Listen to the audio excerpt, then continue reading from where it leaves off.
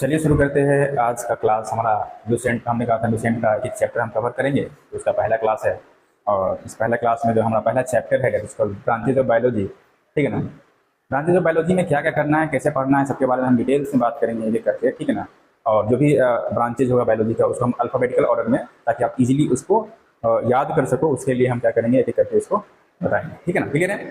चलिए इसी मोड पर शुरू करते हैं एक शेर के साथ। बहुत खूबसूरत सा शेर है गुलजार साहब का। उन्होंने क्या कहा था, उन्होंने कहा था, मिलता है तो बहुत कुछ ज़िंदगी के सफ़र में, मिलता तो बहुत कुछ है इस ज़िंदगी के सफ़र में, बस हम गिनती उसी करते हैं जो हासिल ना हो सका। चलिए इसी मोड से शुरू करते हैं, ठीक है। और स्टार्ट करते हैं हम बायोलॉजी के बारे में। स्टार्ट करते हैं बायोलॉजी से। बायोलॉजी जो है हमारा बायोलॉजी, ये जो बायोलॉजी वर्ड है ये कहाँ से सबसे पहले लिया गया? It is derived from derived from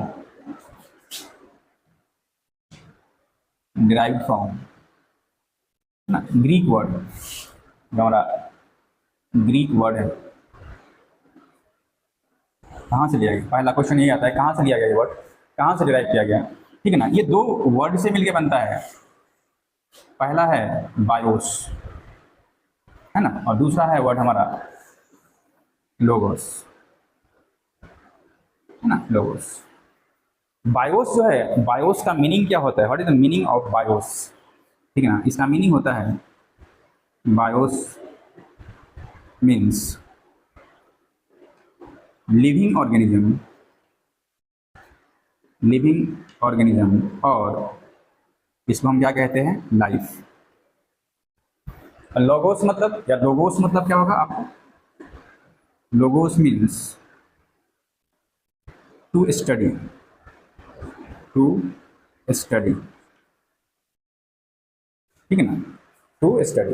तो इस तरह से देख सकते हैं। What is the definition of biology? Biology की डेफिनेशन क्या हो जाएगा? बायोलॉजी की डेफिनेशन हो जाएगा स्टडी ऑफ लिविंग ऑर्गेनिज्म। तो आप यहाँ पे लिख सकते हो what is definition of biology. क्या कहेंगे हम? स्टडी ऑफ लाइफ और लिविंग ऑर्गेनिज्म, है ना, लिविंग ऑर्गेनिज्म इज कॉल्ड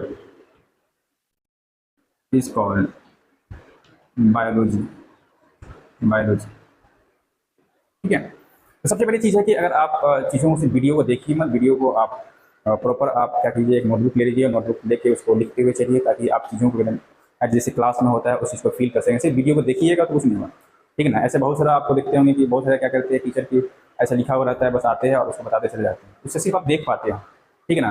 लेकिन जब आप उसको नोट करोगे, ठीक है ना, उसको एक बार लिखोगे, ठीक है, उसको देखोगे, लिखोगे, ठीक है ना, तो कई तरीके से जब आपका दिमाग इस पर काम करेगा तो जल्दी आपको याद होगा। इसलिए सबसे बेस्ट तरीका है कि आप इसको लिखते हुए और समझते हुए पढ़िए, ठीक है ना। जस्ट इसको वीडियो की तरह देखिएगा तो आपको एक बार देखिएगा, फिर माइंड क्या करेगा, ये आपका दिमाग इसको इरेज कर देगा। इसलिए अच्छा है कि आप इसको लिखते हुए पढ़िए। तो ये बायोलॉजी जो है हमारा, इसका डेफिनेशन हो गया। अब ये बायोलॉजी का कुछ हिस्टोरिकल बैकग्राउंड है, ठीक है ना। बायोलॉजी टर्म किसने दिया था? The term biology was given bye, है ना, पहला the term biology given by, किसने दिया था? गिवन बाय एक साइंटिस्ट थे, लेमार्क एंड ट्राइवीरेनस। नाम क्या था उनका? लेमार्क एंड ट्राइवीरेनस, है ना, लेमार्क एंड ट्राइवीरेनस। ये दो साइंटिस्टों ने इस टर्म को दिया था, लेमार्क एंड ट्राइवीरेनस, ठीक है। इसके बाद जो है, ये तो हो गया आपका बायोलॉजी का डेफिनेशन, ठीक है ना। बायोलॉजी क्या है, बायोलॉजी टर्म किसने दिया था। दूसरा क्वेश्चन क्या आता है, who is the father of biology, है ना, फादर, है ना, father of biology, father of biology ये कौन थे? Aristotle, Aristotle. इनको हिंदी में कहते हैं अरस्तु। क्या कहते हैं इसको हिंदी में? अरस्तु कहते हैं। तो ये फादर ऑफ बायोलॉजी हो गया, ठीक है। ये हो गया बायोलॉजी के बारे में। बायोलॉजी जो है किस वर्ड से डिराइव किया है? It is a Greek word, ठीक है ना। इसके दो पार्ट होते हैं, बायोस और लोगस। बायोस का मीनिंग क्या होता है आपको? लिविंग ऑर्गेनिज्म और लाइफ। और लोगोस का मीनिंग क्या होता है आपको? टू स्टडी, ठीक है ना। इसके बाद आपने क्या देखा? Definition of biology, biology is the study of life या लिविंग ऑर्गेनिज्म, ठीक है ना। उसके बाद इस टर्म को किसने दिया था? Biology term was given by Lamarck and Treviranus. ये क्वेश्चन आता है। उसके बाद आता है फादर ऑफ बायोलॉजी कौन था? अरिस्टोटल था। सिंपल सा ये कुछ हो गया बायोलॉजी के बारे में हिस्टोरिकल बैकग्राउंड। अब हम बात करते हैं ब्रांचेज ऑफ बायोलॉजी। मेनली इसको बायोलॉजी को यानी लाइफ साइंस को मेनली हम दो पार्ट में बांटते हैं, है ना। जीव विज्ञान को मेनली दो पार्ट में बांट के पढ़ते हैं। पहला पार्ट होता है आपका वनस्पति विज्ञान और दूसरा होता है जंतु विज्ञान, यानी बोटनी होता है और दूसरा क्या होता है आपको जूलॉजी होता है। लेकिन हम इसको चूंकि हम थोड़ा सा इसको और ज़्यादा क्लासीफाई करेंगे, ठीक है ना। हम इसको क्या करेंगे कि पहला हो गया आपका बोटनी, दूसरा हो गया जूलॉजी और तीसरा हो गया माइक्रोबायोलॉजी। तो हम इसको मेनली तीन पार्ट में करके पढ़ेंगे, ठीक है ना। तो लिविंग ऑर्गेनिज्म, ठीक है ना, it can be in three form. Living organism या तो वो क्या हो सकता है, प्लांट हो सकता है, या तो क्या हो सकता है, प्लांट हो सकता है, या फिर क्या हो सकता है, एनिमल हो सकता है, या फिर क्या हो सकता है आपका माइक्रो ऑर्गेनिज्म हो सकता है। क्या हो सकता है, माइक्रो ऑर्गेनिज्म हो सकता है, ठीक है ना। हमने तीन पार्ट में इसको क्लासीफाई किया है अपने स्टडी को आसान करने के लिए, ठीक है ना। क्लियर है, अपने स्टडी को आसान करने के लिए हमने क्या किया, इसको तीन पार्ट में क्लासीफाई कर दिया। पहला हो गया आपका प्लांट, दूसरा हो गया एनिमल और तीसरा हो गया कौन सा, माइक्रो ऑर्गेनिज्म। हम एक एक करके करते हैं। प्लांट के स्टडी को हम क्या करते हैं, study of plant, study of plant, है ना। ये क्या कहलाता है, बोटनी। क्या कहलाता है, ये बोटनी कहलाता है, ठीक है ना। और ये स्टडी ऑफ एनिमल की अगर बात कर लें तो इसके स्टडी को हम कहते हैं, है ना, जूलॉजी। क्या कहते हैं इसको, जूलॉजी। और स्टडी ऑफ माइक्रो ऑर्गेनिज्म, इसके स्टडी को हम क्या कहते हैं, स्टडी ऑफ माइक्रो ऑर्गेनिज्म, है ना। ये कहलाता है आपको माइक्रो बायोलॉजी, माइक्रो बायोलॉजी, ठीक है ना। क्या कहलाता है, माइक्रो बायोलॉजी कहलाता है, ठीक है। तो ये हो गया आपका तीन ब्रांच मेनली। कौन कौन सा हो गया आपका, बोलिए, प्लांट, एनिमल और माइक्रो ऑर्गेनिज्म। प्लांट के लिए क्या हो गया आपका बोटनी, एनिमल के लिए क्या हो गया जूलॉजी हो गया, और आपका जो माइक्रो ऑर्गेनिज्म उसके लिए क्या हो गया माइक्रोबायोलॉजी। अब इनका हम देख लेते हैं हिस्टोरिकल बैकग्राउंड। अगर देखना चाहते हैं प्लांट को, ठीक है, इसको मिटा देते हैं, इरेज कर देते हैं।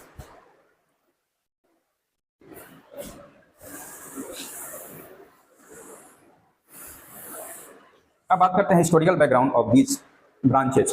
तो सबसे पहले हम बात करते हैं बोटनी का। तो father of botany, who is the father of botany कौन थे, ये थे आपको। सबसे पहले फादर ऑफ जूलॉजी जान लेते हैं। तो फादर ऑफ बोटनी अपने आप समझ में आ जाएगा। Father of zoology, father of zoology और father of biology both are same, दोनों को दोनों एक ही पर्सन है, इनका नाम है अरिस्टोटल। फादर ऑफ जूलॉजी कौन है, अरिस्टोटल है, अरिस्टोटल, या जिसको हम हिंदी में कहते हैं अरस्तु। और उन्हीं का एक स्टूडेंट थे जिसका नाम था थियोफ्रस्टस। क्या नाम था, थियोफ्रस्टस। ये कौन थे, फादर ऑफ बोटनी। तो फादर ऑफ बोटनी कौन थे, फादर ऑफ जूलॉजी कौन थे, समझ में आ गया। फादर ऑफ माइक्रोबायोलॉजी में दो तीन नाम आता है, फिर स्पेशली कौन है आपका, फादर ऑफ लुईस पास्चर है, ठीक है ना। लुईस पास्चर का भी नाम आता है, एंटोन वोन लीवेनहुक का भी नाम आता है, ठीक है ना। तो फादर ऑफ माइक्रोबायोलॉजी एक्चुअली कौन थे, एंटोन वोन लीवेनहुक, ठीक है ना। किसी किसी बुक में आपको लुईस पास्चर भी दिया होगा, किसी किसी बुक में आपको एंटोन वोन लीवेनहुक भी दिया होगा। तो एंटोन वोन लीवेनहुक कौन है आपका, फादर ऑफ माइक्रोबायोलॉजी है, ठीक है ना। तो ये बेसिक जो है आपका ब्रांचिंग हो गया। बायोलॉजी का हमने सबसे पहले क्या किया कि तीन ब्रांच में बांटा। इसको कौन कौन सा है, पहला हो गया आपका बोटनी, दूसरा हो गया जूलॉजी और तीसरा कौन सा हो गया आपका माइक्रोबायोलॉजी। सबके बारे में हमने हिस्टोरिकल बैकग्राउंड हमने क्या बताया कि किसका फादर कौन है, ठीक है। फादर ऑफ बोटनी कौन है, फादर ऑफ जूलॉजी कौन है, फादर ऑफ माइक्रोबायोलॉजी कौन है। अब इससे आगे करके एक करके हम इसको कंटिन्यू करेंगे। अब बोटनी के अंदर कौन कौन से इसके फर्दर ब्रांचिंग होते हैं, उसको इसके बारे में पूरा अल्फाबेटिकल ऑर्डर में हम बताएंगे, ठीक है। उसके बाद जूलॉजी के अंदर कौन कौन सा ब्रांचिंग होता है उसका अल्फाबेटिकल ऑर्डर में बताएंगे, ठीक है ना। क्लियर है। और पूरा का पूरा इसको इस तरह से हम कंप्लीट करेंगे। अब मैं आपको अल्फाबेटिकल ऑर्डर में पूरा का पूरा इसको बताते हैं, ठीक है। ये तो हो गया बेसिक ब्रांचिंग। अब इसके अंदर जो है जो भी अल्फाबेटिकल ऑर्डर है उसको हम इस चीज़ को फॉलो करेंगे, ठीक है। तो चलिए इसको तब तक लिखिए।